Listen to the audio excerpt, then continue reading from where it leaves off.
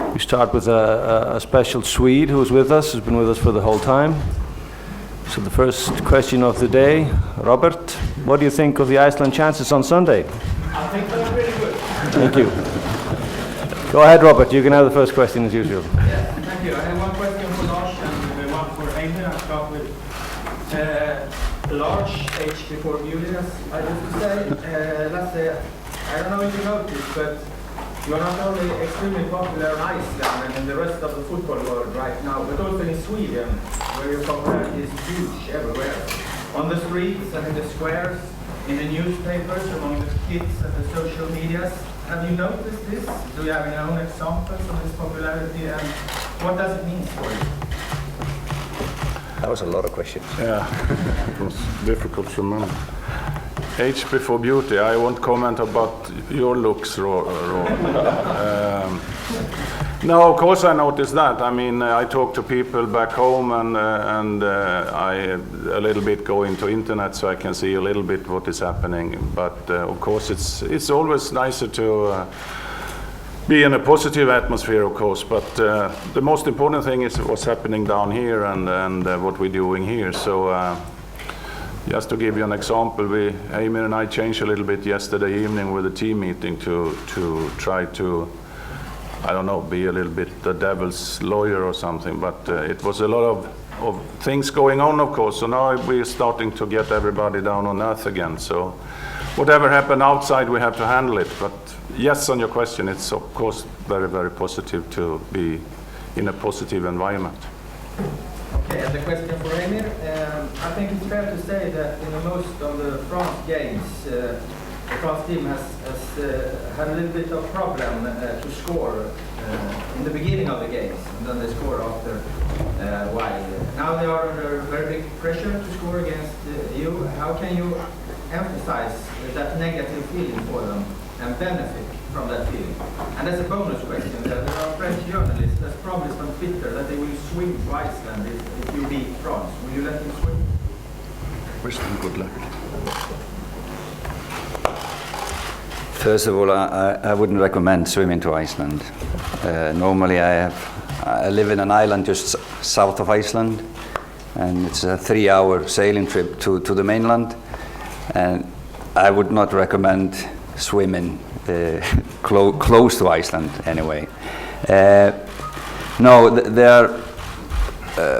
their team is full of technical individuals that can decide games like they've shown, substitute coming in and finish the games, and they have a lot of technical ability, and I think that is why they are scoring in the end of games, because they really are tiring the opponent. So in the end of games they still have the quality to finish it off, and if that's a negative or a positive, I don't know. I think everybody is playing against France with that in mind, that we don't want to concede goals against them, but still they have managed to score. So I don't see that for the French as a negative. I see that as a positive. They keep on going till the end, and they have scored in the end of games, and that's because they have a lot of ball possession. They are playing the opponent, tire the opponent. So in the end of games they score the vital goals. So that's something that we have to have in mind, that we have to keep really focused and concentrate the whole game, not only 90 minutes, it's 94, 5-6 minutes against the French.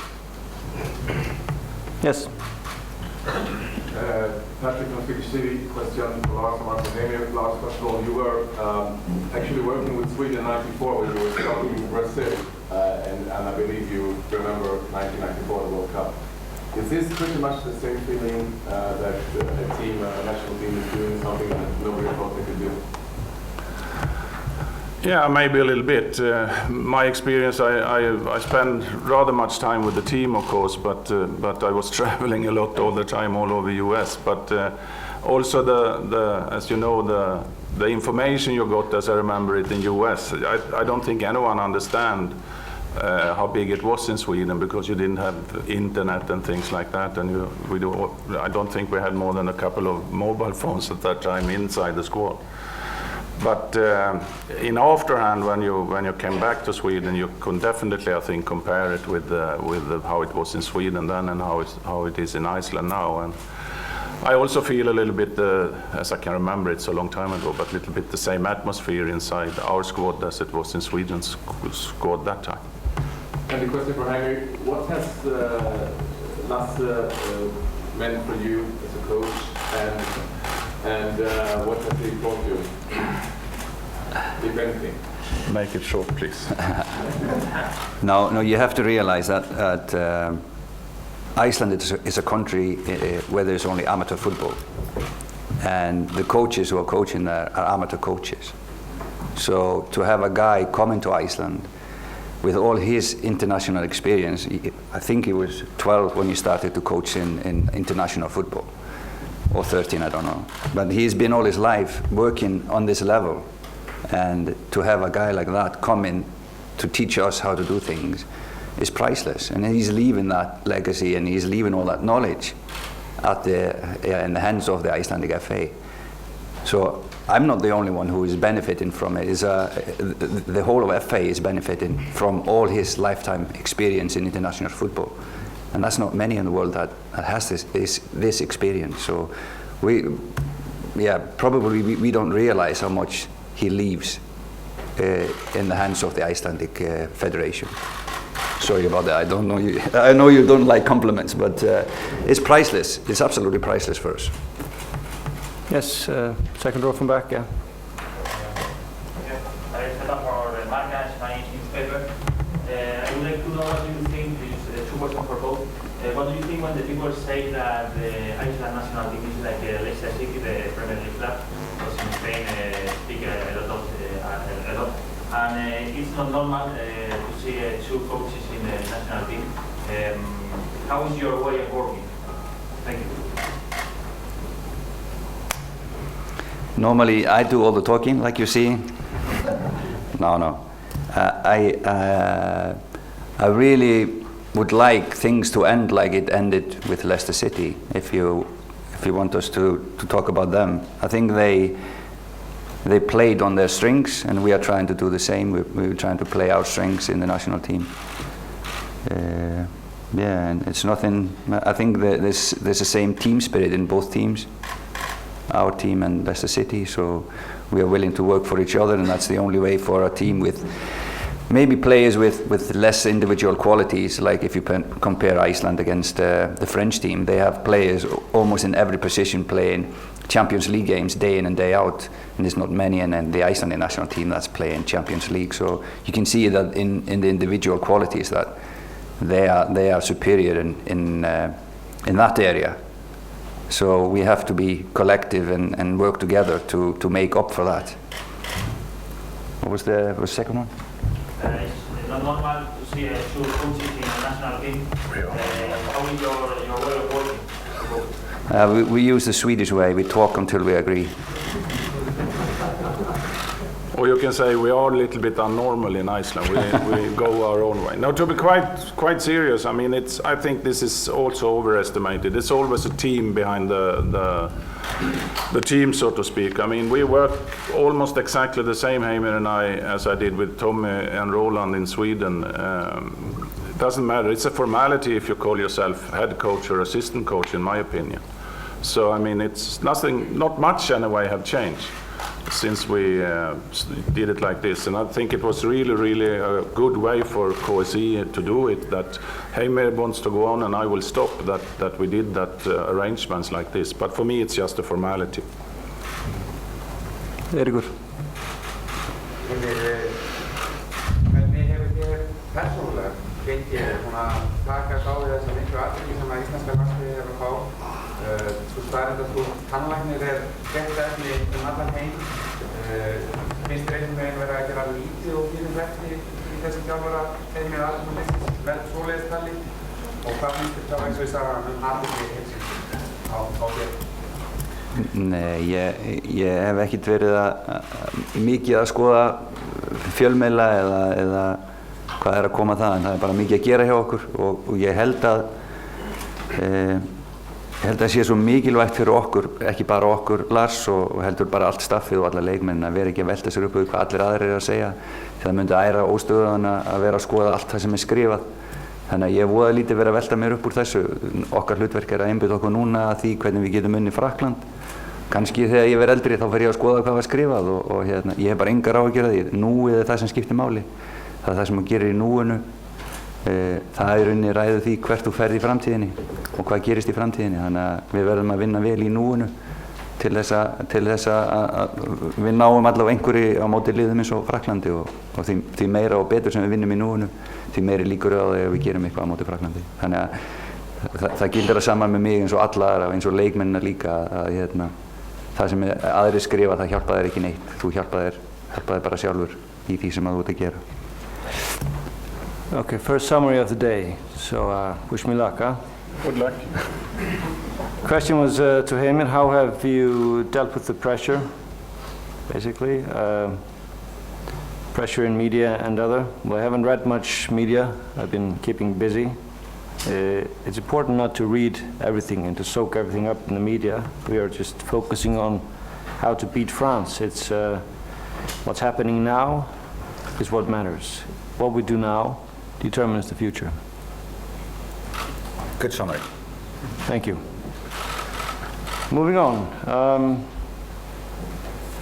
lost track a bit there. Haukur. Couple of questions from both coaches. We'll start with you, Lars. The yellow cards have distributed almost phenomenally well for our team.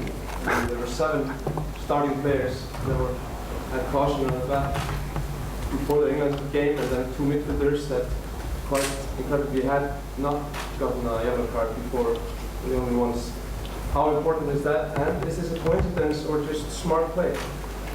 No, of course it's a part of our plan. We told the 2 guys that they were the only one who could take a yellow card. Now it's been a little bit too many yellow cards. That's something that we always talk about also, but I think some of them maybe was a little bit unfair, but I can understand it also. So of course we have been, I don't like to talk about luck, I can talk about margins, but in this case I would say it's a little bit luck to have almost all the starting 11 on yellow cards. So that was definitely a coincidence. Heimir, kannski svona svipuðum notum en ekki alveg við getum stilt saman fyrir 4 leiki í röð, þannig að engin bönn eða meiðsl. Hversu mikilvægt er sjúkrateymið okkur? Hvernig hafa þeir verið að vinna og hvernig hefur allt starfsliðið fúnkerað? Ég held að það sé ekki hægt að lýsa því hversu bara mikið og hversu gott starfið er á bakvið liðið. Bara fyrsta lagi bara vinnusemi þeirra sem í kringum okkur. Við erum með mun minna starfslið heldur en flestar þjóðir hérna, en það sem að staffið að gera er ótrúlegt og strákarnir finna það og kunna meta það og sýna mikla virðingu öllum þeim sem að aðstoða okkur, og það er bara ómetanlegt. Og þetta að við séum ekki með meiðsli, við getum stilt upp sama liði, það lýsir því í rauninni hversu vel er hugsað strákana, og það er ekki bara sjúkraliðið, það er bara allir þeir sem í kringum okkur, og já, bara það er í rauninni ekki þetta að lýsa því hversu mikilvægt þetta fólk er á svona stundu eins og akkurat núna, og menn eins og Ómar sem að fá allar þessar fyrirspurnir, það fer allur sólarhringurinn í að lesa bara þá sem að vilja koma og eiga viðtal við strákana, þannig að þetta er mjög mikið álag á öllu starfsfólkinu og það hefur staðið sig alveg ótrúlega, og ég segi, það er ekki hægt að hrósa því nógu mikið, það er bara ekki til orðið yfir það hvað er að vinna vel, og bara allt starfsfólk KSÍ í öllu þessu miðavesinu og því öllu, hversu mikið álag er á þessu fólki, það er, ég hugsa að þessu fáið sem að skilja það. Translate that. And while he is writing down, there was also about the yellow cards in Iceland in amateur football. If somebody had 3 yellow cards, we just swap shirts. Nobody knew anyone anyway, so. No, we didn't. That was a joke. Right, first job is to understand my handwriting there. Just asked about, we've had the starting lineup same starting lineup in all the matches. We have no suspension, even though we had, was it 9 yellow cards? 11. Just about, the starting 11 all had a yellow card, but unbelievably none of them suspended in the end. Fitness was also a question. How do we keep them all fit? And Heimir said, well, we can't describe how good our staff is. The work ethic is second to none. And the staff are doing a great job, media officer especially. No. Because of the great work put in by the physios, we owe a lot to them, to the fact that we have no serious injuries yet. So it's hard to fully describe how appreciative we are of the hard work put in by the staff. And not enough words can say how good a job they are doing. Thank you, Heimir. That's great. Yes. Claudio from German newspapers, Deutsche Zeitung. Heimir, people are talking a lot of a miracle now, about a wonder, things like that. But even if there was big planning behind the story, could you maybe talk a little bit about how it all begins? Who took the decision to send all the coaches to abroad to make their license? Who paid for that? Was it easier to fund for that in the economical good period in Iceland? Is it difficult now, or could you maybe talk a little bit about that? And second question. I read that you're still working as a dentist. What's happening with your doctor's office at the moment? Yeah, finish up on the dentistry. I have a dentist working at the office at my clinic. So, I just answered that question. I know it's kind of strange in the world of football that there's a dentist is a coach, but like I said before, we come from an amateur country, and the coaches there, they normally have two jobs, and luckily I have an education and a good job, so I could do both, be coaching and working as a dentist. So I just answered that question. I'm basically, I'm a little bit tired of that question. Regarding Icelandic football, it was the FA, of course, that put on the license system that every coach had to have a license if you want to play in the league. So that was a decision from the FA to increase the coaching education. And we don't send coaches abroad for the license. It's only the pro license that we have to go abroad to get. Otherwise, we do it in Iceland. And it's both the facilities that has improved a lot from 2002, and the qualifications of the coaches has improved a lot. But it doesn't mean that even though you have many licensed coaches that they are really good. But I don't think it's like that in Iceland. I think we have really good coaches, especially youth coaches. And if you take a child. If you go with your child, which is maybe 10-year-old, it's about 90% chance that the coach that will coach the kid has a UEFA B or a UEFA A license. And I think that is unique in the world. And I think there we are among the best in the world in the youth and the kids coaching. But when it comes to 16, 17, 18-year-old, of course it's better to be in a professional environment, in academies abroad. And that is where we need to improve in the future. And now the spotlight is on Iceland. And so we have to be clever when the spotlight is on, to think and realize how good we are doing, but we still need to improve a lot of things. And that is the benefit of having the spotlight on us. Sorry it took long. Okay, answer that? Þú sagði fyrir Englandsleikinn að sigurinn honum myndi breyta íslensku fótbolta til framtíðar. Eru þessi áhrif að íþróttalið fara með áfram? Hver verða þau? Hvað myndi sigurinn honum framtíðar að gera fyrir íslenska fótbolta? Ég sagði að sigur á Englandi myndi breyta lífi leikmanna og okkar allra, og ég held bara athyglin hefur breyst, og eins og ég hef alltaf sagt, þessi keppni hún gengishækkar íslenskan fótbolta, og ekki bara þessa leikmenn, ekki bara okkar leikmenn sem að spila hér, heldur bara alla íslenska knattspyrnumenn og allan íslenskan fótbolta. Þetta á að vera hagur fyrir félögin heima, þetta á að vera hagur fyrir alla þjálfara, þetta á að vera hagur fyrir alla íslenska leikmenn sem að hækka í rauninni gengishækka, Þannig að það er að fyrsta, og svo að vinna England verður alltaf í huga fólks. Þeir sem spiluðu þann leik, þeir verða hetjur í huga fólks það sem eftir er. Þannig að þegar þessir menn koma á Íslandi þá held ég að þeir þurfa ekki að kaupa bjór á barnum. Það eru margir hlutir, en þetta er aðalega athygli, menn eru settir á hærra stall og núna er ráin mun hærri. Það sem að við ætlumst til af íslenska landsliðinu, það er bara miklu meira heldur en það var fyrir 2 árum, þannig að það hefur allt breyst. Nú verðum við bara að halda hærri standard heldur en áður. Svona í stuttu máli, þetta er svona nokkur atriði.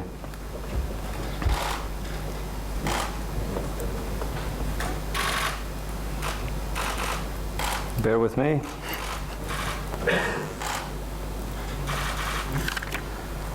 So the question was to Heimir, ahead of the England game, you said that a win would change the lives of us all, the reality of Icelandic football. And Heimir replied that, well, the focus on us is a lot higher, the attention on us is a lot stronger, so it already has changed. Good results in this competition have, and including the one against England, are increasing the value of Icelandic football and everyone connected to it in general.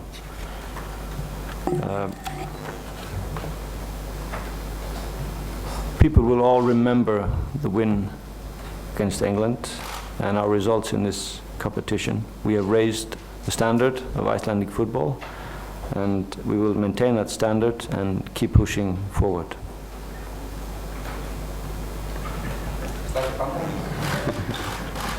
Jokes don't always translate. So. Right, Grégoire. Hi, Heimir and Lars. One question for each. First, Lars, I know that you like to emphasize 1 or 2 main ideas in the mental preparations for a game. What ideas do you plan to use this week before the France game, and are they similar to the ones that you used to prepare the game against England? And for Heimir, before the game versus England, some English friends asked you about the Cold War with Iceland. Do you know about the Viking invasion of Paris in the 18th century? Because I have seen some of your compatriots that talked about that on Twitter. Yeah, it's definitely similar. I mean, we are working with a lot of guidelines that we have done since Heimir and I started, and as I said, we were a little bit of the devil's lawyer, if I call it that. I mean, I think what have the privilege to lead a team is about putting a standard, both on the pitch and off the pitch, how we are working and living. And as we did yesterday evening, as everybody of course was very happy, just to give you a detail, it was a little bit sloppy when it comes to standard yesterday. It was a few of the guys that was late to dinner. And that's not a big thing. Normally we don't care if it's not a very, very long time. I mean, we are pretty flexible. But that was one of the details we brought up at the meeting, that don't think you're over the hill just because you beat the English. We keep the standard. We are 100% professionals. So we try to build that in everything we do on the pitch, off the pitch, and I think the best thing to challenge a football player is to question him if he's not 100% professional. So to give you a more general answer, but then you try to work with that. So Heimir and I have created a lot of guidelines that we show them in different team meetings and things like that, just to always remind them we are here, we are 100% professional, we are not being sloppy in any way, we are always 100%. Robert, the other Robert from Sweden. No, the Cold War, it was a silly question, and I think we had some silly answers to it. I have to be honest, I don't know anything about the Viking invasion in Paris. It couldn't have been a lot of people going in those days to Paris. So they probably come along the sand. Yeah, they did. Yeah. They came along the sand. Yeah. Okay. But we come with a airplane. Let's have a history explanation a little bit later. But I have to be honest, I don't know anything about it. Maybe they were Swedish. So. Robert.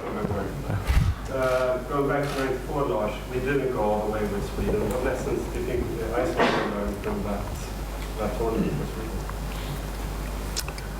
Yeah, I don't know. I mean, as Amy said, you get experience for everything you are taking part of, but I don't know if I can point out anything special from that. I mean, it's probably, if you give me time to think, there could be probably things to do there. I mean, Tommy and Todd had some injury problems, I remember, and how to handle that, you learn from that. And that's one thing. How long should you wait if a player is injured? How 100% sure should you be, and things like that. I mean, it's a lot of things you always learn on all the way, I think, when it comes to it. But I also think that what Sweden did well in '94 was the logistics. It was really well planned, organized, partly also because US did very well in that part of the, but that's definitely one thing I learned also '92 when the planning was in the Euro for Sweden when I was scouting for them. So you always take things on. Yes. Clarifying a lot of the media attention has been post-England result has been on the failure of England. Do you think that does a disservice to Iceland's achievements? If I should answer, I think it's rather typical if you go to the media side of it, and of course, especially, I guess I haven't seen so much from the England side, but I mean, this is a very difficult question to answer in football. Why is one team performing and the other not? I mean, normally it's a combination that one team is really good and the other team is maybe not that good. But what is the biggest part we can discuss forever. But I mean, we've shown in the matches, I think, that we have a really good organization. We are very difficult to break down. So if that is a thing that say that England played badly, I don't think so. I think the players with our team deserves a lot of credit for the way they are handling the games. But I don't care. I mean, I know what our analysis is from the game, and we know what we did well, and we know what we can improve. Yeah, the pressure was always so much more on England. This was a game for them to lose. I think that has a big effect. It was they kind of mocked us a little bit before the game, but this was a game for us that we almost couldn't lose. We've already won our supporters over with good performance. Only a good performance in that game would have left us as winners and the players as winners. So I think that was a big. When you can go into a game like that, you've shown what you can do. You can go relaxed. You can show your best.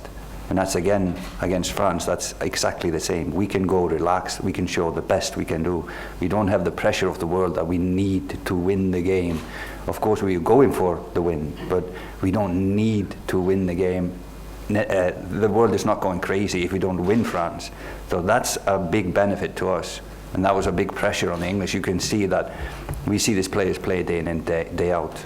And they normally perform better than they did against us. But like Lars said, it's maybe something was because of us, and something was mentally not right in their mind. I will take 4 more questions already are ordered, okay? So, Robert Laul. One for Heimer and one for Lars. Heimer, I must correct myself. That was not a French journalist who should swim. It was Olympic swimmer Yannick Agnel, and he would not swim to Iceland. He would swim around Iceland. You would recommend him not to swim. No, I wouldn't recommend it, but that is possible. But you have to pick the weather to do it, though. Well, you've raised the standard there. Yes. Lars, you talked about players who were late to dinner, and you had a similar but more serious situation in Sweden a couple of years ago. You remember you made a tough decision there. How did that strengthen your leadership when you have to send a couple of players over?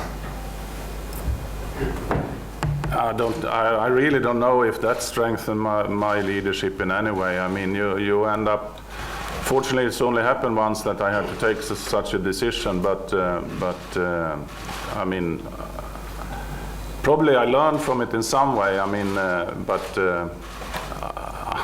I really don't know. But I mean, you just hope that you don't end up in that situation once more. I mean, That's the reason also why we are working mostly with guidelines, because if someone is not behaving professional, we can give them a chance, but if it's a rule, I think, do you have rules and someone is breaking them, you have to take, there must be some consequences for it. But luckily I only had that once experience, so I hope I don't need to have it once more. Will you send Dilgo home if he's late to dinner? Sorry? Will you send Dilgo home if he's late to dinner? Please raise your hands. That's not a rule, but they should always be in time. But I mean, we don't use that as a rule. I mean, that's part of behaving 100% professional. If Einar's standing out and we have a dinner outside yesterday making the food and they got in 20 minutes late, I think it's disrespect against him. It's also important to respect the rules of the room. Thank you. Yes. I have one question for Lars. Your old colleague Egil Bjørn Olsen says you should be the next England coach. Do you agree on his opinion? No, I don't think so. I mean, I have to realize, and I do it every time I look myself in the mirror, so it's probably time to relax a little bit, and hopefully I can stay somewhat in football, but I don't think I will go into a new job. And even if it's kind of Drillo, and as you know, I respect him a lot, but I don't think I'm in the picture even, so it was probably a really long shot from Drillo, but send him my best, and thanks a lot for that. At the back. Hello, I'm Maxime Bosti from YouTube 21 French TV. You have an outsider statue. Is it a kind of situation that you like? I mean, maybe it's the best way to win against France, to play with the pressure. What do you think about that? You take it. I didn't understand it. What did you mean? What did you say? We're outsider, we're an underdog. Yeah, okay. It's a good thing against France. Yeah.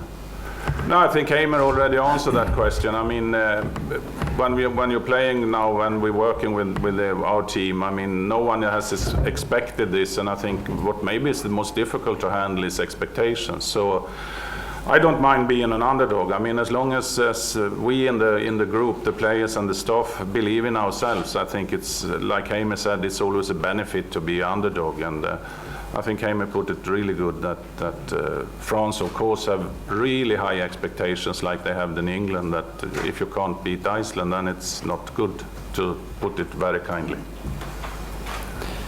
Yes. Two questions for Lars. First of all, you've used pretty much the same starting players in the tournament. It's a lot of matches, tough matches for you, and in a few days, how would you make sure that they would be physically fit for the France match, and what do you do to make sure? And finally, I believe the communication in the team is mostly in English, so that you and Ron Anderson can understand the English, by the way, from the players and the coach is more or less fluently, impressingly.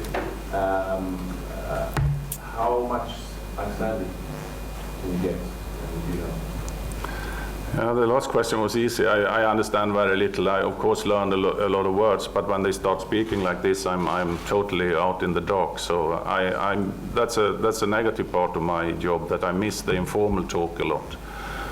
And now I forgot your first question. The physical status? Yeah. Now, I mean, normally when you have, you need at least 3 days. You know, if the players are fit and they are reloading and we balance the physical load on them in training, that shouldn't be any problems. But of course you have to be very careful. I think you have always a big risk. This is something I learned through the years, to not be over ambitious, so you don't push them too hard in training. But the combination between mental reloading and physical reloading should be okay in 3 days. So I think we had I had a lot of respect to just mention that for Portugal, who they could handle only 2 days rest and also play extra time. But we don't need to measure it, because if you look at the program now, we even had 1 day extra, or even 2 days extra from 3 days. So we could give them free today. So yesterday we just reloaded. For the players who started, we trained rather tough with the players that didn't start it. And then they have to eat and drink and relax, and today they can do whatever they want. And then it's business like normal when we come to the day tomorrow. But we don't do any tests or anything. The only thing we do is they step up and see how much pounds they lost or win. So we know if they are changing anything in the body. Otherwise, we don't do any tests or anything. Can I add to, because I'm promoting Icelandic football also. I think that's one of the attributes of the Icelandic football player is how adjustable they are. And if you talk about, I think Lars can talk Swedish to most of the players in the squad. I think more or less every one of them went through Sweden or Norway or Denmark to wherever they are today. So language is one of the things that I think an Icelandic player has in his bag as an attribute. And you can see among the players who are playing everywhere, they speak the language fluently, even though they play in France or in Spain or wherever. They learn rather quickly and they are adjustable. If it's the weather or the mentality or whatever it is, I think that's very much one of the attributes of the Icelandic football player. He can play wherever on the pitch you tell him to play, and that's why more or less they are often the captain of their clubs. Promoting Iceland. Well done. So we'll end with two short questions in Icelandic from you guys, Eiríkur and Tom. Ennska pressan og ennski starfsbyggingar er alltaf búin að taka Rauðholtsson og hans starfsmönnum lífið fyrir bara illa uppsettan leik og það bara verið að áflota gegn varnarleiknum ykkar. Orðinu sögðu sjálfur að þeim hefði liðið eins og leikmennir ennska liðsins bara vissi ekki hvað er þetta að gera og sérstaklega að koma inn í seinni hálfleikinn og þeir starfsmenn sögðu bara að þeim liðið sem verið búin að tapa þessu. Upplifir þú hversu góðleikinn var áflota og þeir væri bara svona átkótsan eins og segir, það einhverjum starfbyggingar lögum búin að fara að lýsa yfir? Nei, við erum að sjálfsögðu ekkert að hugsa hvað hann er að hugsa meðan leik stendur. Auðvitað erum við að hugsa hvernig leikurinn er að spilast og hvað við getum gert, og ég get kannski tekið undir það hjá þér að því þú ert að kvóta í leikmennina að í þessum leik þá leið okkur mun betur heldur en í leiknum á móti Austurríki. Þannig að Austurríki var að challengear okkur miklu meira, voru að koma sér miklu oftar inn í teginn, og ég held að við höfum lært af þeim leik. Við náðum að færa í rauninni bardagan svolítið utar, þannig að við vorum ekki alltaf að berjast við þá inn í tegnum okkar, og með við það hvað voru margir framherjar í liðinu hjá þeim, þá var það mjög klókt, því að þeir vilja vera þar, þeir vilja vera að vinna boltan inn í teg og refsa liðum. Þannig að við sögðum það líka, það er bara svo óprofessional að vera að ræða einhverja aðra. Við reynum bara að einbeita okkur og það er bara meira en nóg verkefni að hugsa okkur hvað við getum gert betur. En í þessu samhengi þá held ég að við höfum lært á Austurríkisleiknum og gert betur í Englandsleiknum, og við ætlum að gera ennþá betur á móti Frökkum. Var þetta í lagi? Svaraði þetta? Svo kemur því það er ekkert headline í þessu. Headline means something totally different in Icelandic. Yeah. So asked on criticism towards Roy Hodgson in the English press for his tactics. What are your thoughts on that? Well, not really thinking about that. We have felt good in the game, and the coach said he thinks our tactics were spot on. We learned from the Austria match and made improvement, and were successful in our tactical setup against England. Eiki. Bara öllum við farið yfir stöðu leikmanna, hverjir eru tæpir ef einhverjir eru komin eitthvað tæpir á báðaskiptingum, og svo ég verða að fá að spyrja það ekki að það kemur myndband að veitna Jú og Lars eru að fagna seinna markinu. Þið hlægið bara nánast að þetta saman. Getur þú lýst hvernig tilfinning ykkar var eftir seinna markinu og hvað fór gegn það?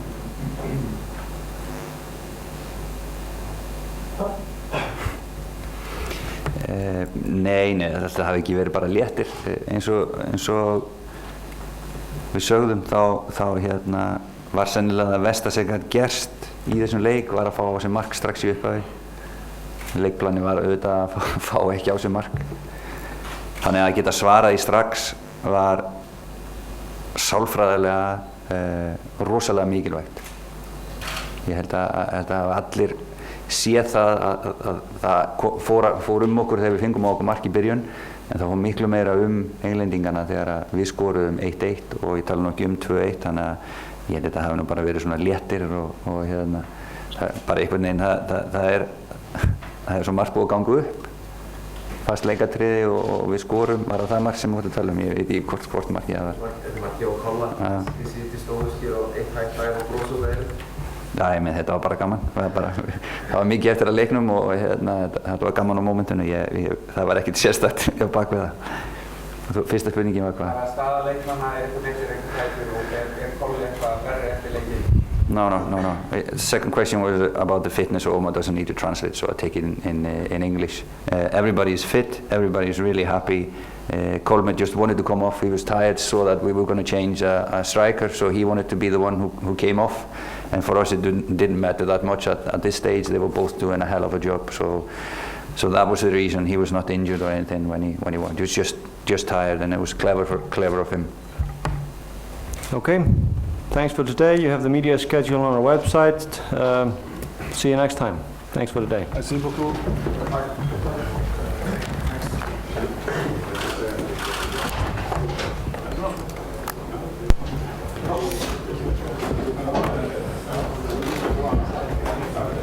International translator. Almost